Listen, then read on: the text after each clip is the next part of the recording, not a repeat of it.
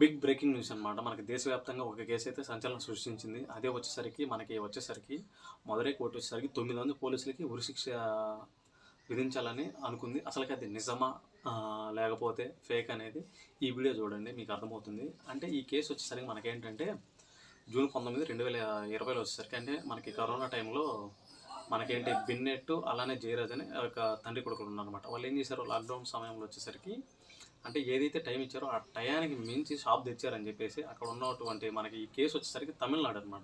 తమిళనాడు మనకి సంతాకుల మన ఊరు, అలానే తూత్తుకుడి జిల్లాలో ఈ సంఘటన జరిగిందనమాట. సో అక్కడ ఉన్న పోలీసులు ఏం చేశారు, వాళ్ళని స్టేషన్కి తీసుకెళ్లారనమాట. స్టేషన్కి తీసుకెళ్ళి అక్కడ ఏం చేశారంటే లాకప్లో దాదాపు మనకి 2 నుంచి 3 రోజుల వాళ్ళని చావు కొట్టారనమాట. అసలుకి లాఠీలతో పాటు అలానే రాడ్లు తీసుకుని కొట్టారు. వాళ్ళు ఏం చేశారు, చివరికి అక్కడే అదే స్టేషన్లో ప్రాణాలు ఇవ్వడం జరిగిందనమాట. సో ఈ కేసు అప్పట్లో చాలా పెను సంచలనంగా మారిందనమాట భారతదేశం అంతా. అసలుకి ఎన్నో స్ట్రైకులు జరిగినాయి. అసలుకి పోలీసులు ఏంటి ఇలా చేశారు అంటే, ఒక న్యాయ వ్యవస్థను కాపాడాల్సినటువంటి పోలీసులే ఇలాంటి దారుణాలకు ఒడిగడుతున్నారని చెప్పేసి ఆ రోజుల్లో వాళ్ళ మీద అయితే పోలీసులు అలా చేశారు. సో కోర్టు ఏం చేశారంటే, అసలుకి నిజాలు ఏంటో తెలుసుకోండి అని చెప్పేసి ఈ కేసుని ఏం చేశారు, సిబిఐకి అప్పగించారు. సిబిఐ వాళ్ళు చాలా లోతుగా డెప్త్ చేశారనమాట. ఆ డెప్త్లో తెలిసింది ఏంటంటే, మనకి అక్కడ పోలీసులు చంపారని తెలిసింది. సో అసలుకి పోలీసులు ఏం చేశారంటే, అసలుకి ఏదైతే కేసులో మనకి నిజాలు ఉంటాయి కదా, వాటిని తారుమారు చేసే ప్రయత్నం చేశారు. కానీ చివరికి అంటారు కదా, దొంగ ఎప్పటికైనా దొరకాలని. సో అలానే మనకి పోలీసులు అయితే దొరికారు.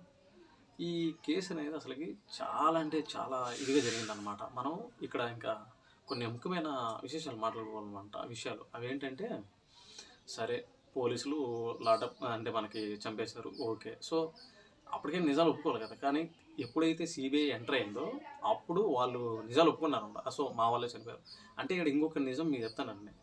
మనకి మొత్తం 9 మంది పోలీసులు అనమాట. వాటిలో వచ్చేసరికి ఒక మనకి సిఐ గారు, 2 మనకి ఎస్ఐలు, అలానే వచ్చేసరికి 3 హెడ్ కానిస్టేబుల్, 2 హెడ్ కానిస్టేబుల్, మనకి 3 వచ్చేసరికి కానిస్టేబుల్ అనమాట. వీళ్ళు 9 మంది ఆ కేసులో ఉన్నారు. మనకి ఇక్కడ నిజాలు తెలియడానికి ఒక కారణమైన వ్యక్తి ఉన్నారు. వచ్చేసరికి అక్కడ లేడీ కానిస్టేబుల్ ఉందన్నమాట. ఆమె చెప్పింది. సో మన పోలీసులు చేశారు ఇదంతా అని చెప్పేసి సిబిఐ విచారణ ఆమె చెప్పడం వల్ల స్ట్రాంగ్ పాయింట్ అయితే మనకి సిబిఐ వాళ్ళకి ఒక స్ట్రాంగ్ పాయింట్ దొరికింది. సో అదే తీసుకెళ్ళి మనకి మదురై కోర్టులో పెట్టారనమాట. అసలుకి మదురై కోర్టు చాలా మందలించింది అనమాట. అసలు మీరు ఎందుకు చంపారు, అసలు లాకప్ డెత్ కేసు అంటే మామూలు విషయం కాదు. అంటే బేసిక్గా ఉరిశిక్ష వేయరట, ఏదైనా ఉంటే జీవితకాల శిక్ష వేస్తారంట. సో ఈ మధ్యకాలంలో చాలా మనకేంటి ఫేక్ న్యూస్ వస్తుందన్నమాట, ఉరిశిక్ష అది ఇది అని చెప్పేసి. ఏది ఏమైనప్పటికీ అంటే ఈ పోలీసులు ఏం చేశారు, 9 మందికి ఫైన్ వేశారనమాట. మీరందరూ కలిసి దాదాపు 1,40,00,000 వచ్చేసరికి, అంటే ఎవరైతే చనిపోయారో మనకి జయరాజు అలానే బెన్నెట్ కుటుంబానికి పరిహారంగా ఇవ్వాలని దాదాపు వీళ్ళకి, అంటే దానికి ముందు ఎన్నెన్నో చేశారు వీళ్ళ మీద. అంటే ఏంటి, ఫైన్ వేయడం జరిగింది.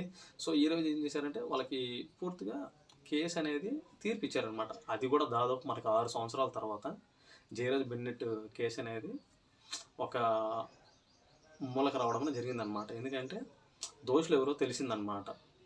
సో ఏది ఏమైనప్పటికీ చట్టాన్ని కాపాడాల్సిన పోలీసులు ఇలా అంటే బతుకుతీరు కోసం ఎవరైనా షాపులు ఓపెన్ చేసి పెట్టుకుంటారు, ఓవర్ టైం దాకా మందలించాలంతే. రేపు నుంచి రిపీట్ కావద్దని చెప్పాల్సింది పోగొట్టి అసలుకి స్టేషన్కి తీసుకెళ్ళి చావుబాదడం ఏంటి అంటే, పోలీస్ వ్యవస్థ ఎటు వెళ్తుంది, మన రాజ్యాంగం ఉంది ఇదేనా? అసలుకి సామాన్యుల మీద ఎందుకు ఇలాంటి ప్రతాపాలు? ఏదన్నా ఉంటే పెద్ద పెద్ద వాళ్ళ మీద చూపించండి, అంతేగాని. సో ఏది ఏమైనా నిజంగా మదురై కోర్టు మాత్రం ఒక చంప చెల్లుమనే ఒక తీర్పు ఇవ్వడం మాత్రం నెక్స్ట్ లెవెల్. ఏది ఏమైనప్పటికీ సెల్యూట్ నాకు, అంటే నేను సెల్యూట్ చేస్తున్నాను మదురై కోర్టుకి. సో ఇలాంటి సంఘటనలు ఎప్పుడు జరగవని నేను అనుకుంటున్నాను. ఈ కేసు తీర్పుతోటి ఏది ఏమైనా చూడాలి ఎంతవరకు ఏంటి అనేది. ఉరిశిక్ష వేస్తారా లేకపోతే వాళ్ళకి జీవితకేది వేస్తారనేది మీరు కొంచెం కామెంట్లలో తెలియజేయండి. ఛానల్ మాత్రం ఫాలో కొట్టడం మర్చిపోవద్దు మామ. ఇలాంటి మెయిన్ అప్డేట్స్ మీకోసం ఇస్తుంటాను. ఛానల్ మాత్రం ఫాలో కొట్టండి.